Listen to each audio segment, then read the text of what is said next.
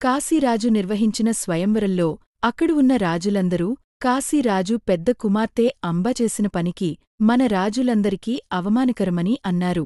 వెంటనే కాశీరాజు భీష్ముడికి క్షమాపణ చెప్పి అంబ తీసుకున్న నిర్ణయం గురించి మాకు తెలియదని అన్నాడు. అక్కడు ఉన్న రాజులందరూ ఈ ముగ్గురు కన్యలను వారి అందరి వివాహం హస్తినాపురంలోనే జరుగుతుందని, ఆర్యావర్తంలోని మరే ఇతర రాజుకూడా వారిని అంగీకరించడానికి ఇష్టపడరని చెప్పారు. కాశీరాజు భీష్ముడితో మీరు మా కూతుళ్లను తీసుకెళ్లడానికి నేను అంగీకరిస్తున్నా అని అంటాడు. దానికి భీష్మ కాశీరాజుతో మిగతా ఇద్దరిని కూడా అడగండి, వారుకూడా తమకు కాబోయే వరుడిని ఎంచుకున్నారో లేదో అడగమని అడుగుతాడు. కాశీరాజు ఆ ఇద్దరినీ అడిగాడు.